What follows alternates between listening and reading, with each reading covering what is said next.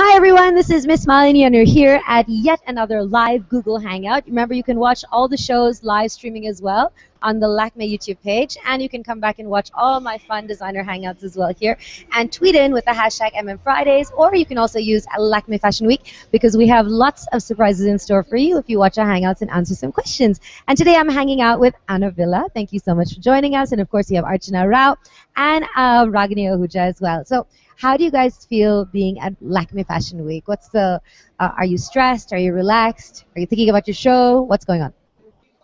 You just hold this up. And I had my show just, a few hours ago. So yes, I'm a little relaxed tired. Now? Oh, tired. Yeah, I can imagine. What about you? Well, my show was yesterday, so I'm done with it all. I'm just chilling and going on with Fashion Week for now. Yeah. What about you? And my show's tomorrow. So yeah, but I'm not stressing. I think I'm chilling. Yeah, we're in the same place. Yeah. Fittings are done. You're sort of sorted by now. Sure. So unless something just goes wrong, you're all right. In fact, we've been talking about this, of how, all of us survived Fashion Week. And we were all giving everyone our blogger tips. One is don't wear really high heels. Make sure you charge your phones. Those are the things, those are the problems that, bloggers and journalists have. What are the things that you deal with as designers? And just hold the mic up to your mouth when you speak. A lot of little points, just organizing. I think once you're done, like I'm from Delhi and the Fashion Week happens in Bombay. So once you've packed that suitcase, you're sort of ready to go. Yeah, just ready to conquer that ramp and just go about it. But then, yeah, little things about being organized with your shoes, that little bustier left somewhere, oh no, you can't do that, tagging. All of that, once it's set, you're sort of ready to go. Yeah. How do you feel? What's your survival Well, tip? I'm from out of town as well. I'm from Hyderabad, so I know how it feels, right? So and I'm completely organized about everything. So I do everything a day ahead of time to feel better. So this time there was a little bit of a last minute sort of a few changes, but I did cope up, and yeah, it was okay eventually. Yeah. And do you have a survival tip for us? See, I'm from Bombay, but it's always the same. I'm tying knots in the last minute. I'm doing something or the other. I think we're used to as designers and also working with the artisans and working with the weavers. There are last minute issues all the time, even if you're very very well planned.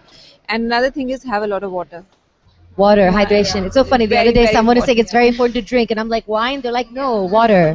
Although the wine does help as well. I believe Ekta Rajani was wearing one of your beautiful saris Yes, today. very Looking pleasantly stunning. surprised to see her In a sari, right? She's always yes. wearing a and a pants. very different look A from very what she different look sports for all her. the time. Yes. Absolutely. I think we're big fans of that look. Okay, so we're going to go over to my fashion bloggers who are dialed in as well. We've got Shifa and Anushka. So tell us what your questions are. I'm sure you're dying to know.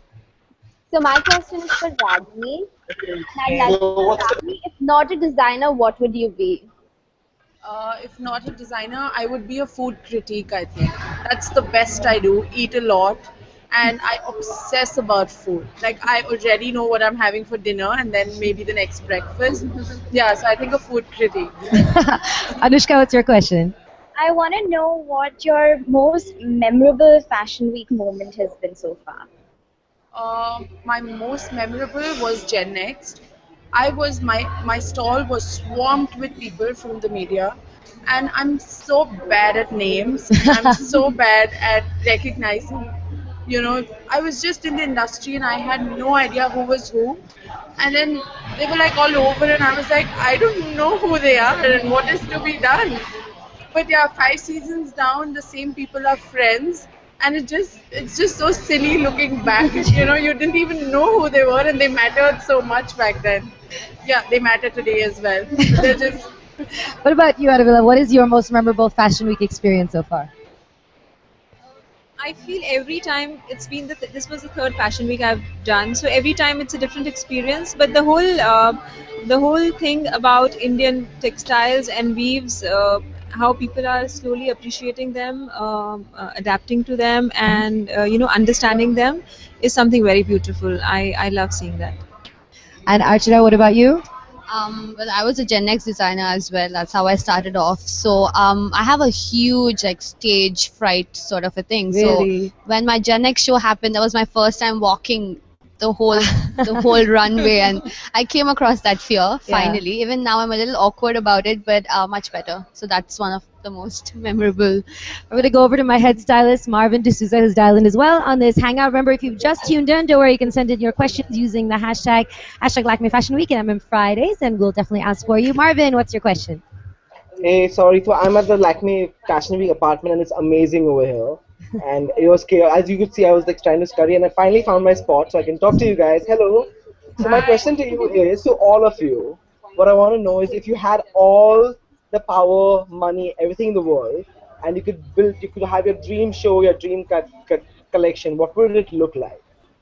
Because I know your styles. I just want to know what would it be.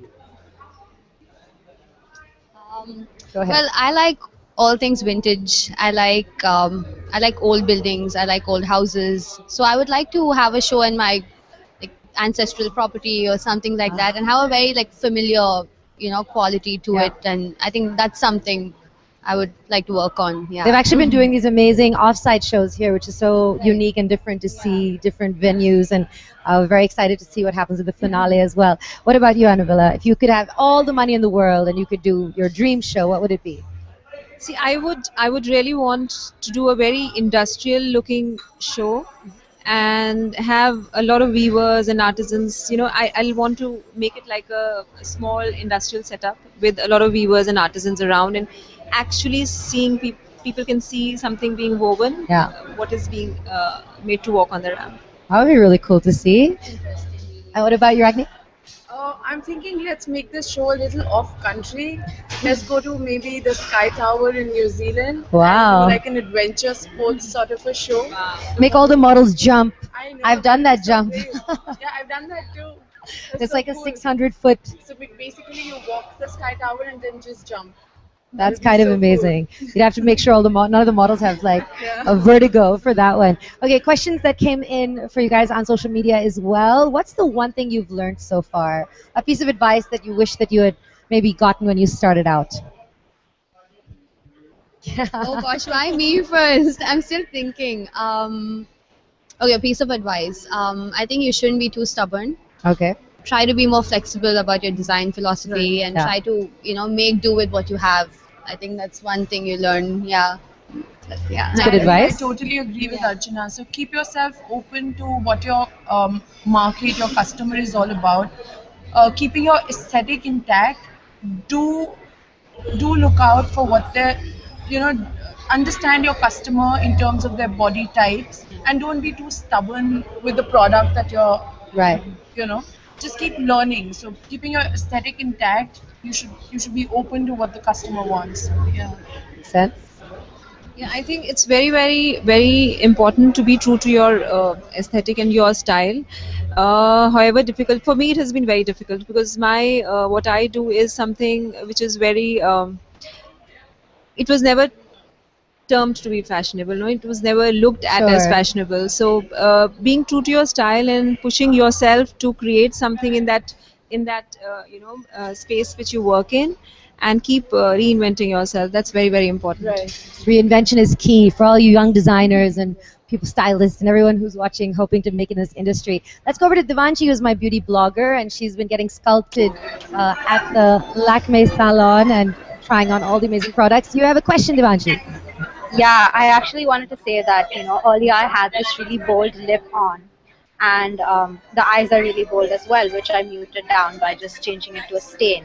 And I've noticed it in all of your shows that y'all don't go with really bright or bold pops of colors. It's more about like the pretty eyes and like very subtle face. So is there a reason behind that? It's very real, it's very wearable. Usually the makeup in all three of your shows. So can we know about that?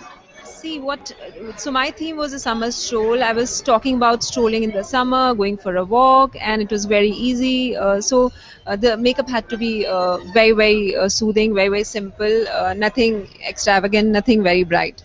And that's why I didn't choose bright pop colors. Well, what comes naturally to me is working with nudes and Yeah. soft colors and pastels and stuff like that. So I think, you could always do a pop of color in terms of lip or makeup for these looks. But the recent collection that I showed, I chose to go with a nuder palette Right. for the makeup. Yeah, but I don't mind going for a pop of color as well. Yeah. Right, so this time I'm working around a Japanese sort of a theme. So we are doing a very structured sort of a nude face with a very strong red on the cheek. So Right. I think when your face has a strong cheek, definition, you don't really need any definition on the lip or Right. the eye. So yeah, but yeah, some definition on the cheek works. All right, and I like the way Devanshi's muted her lip with a bold eye. I think it's always nice to not overdo one or the other.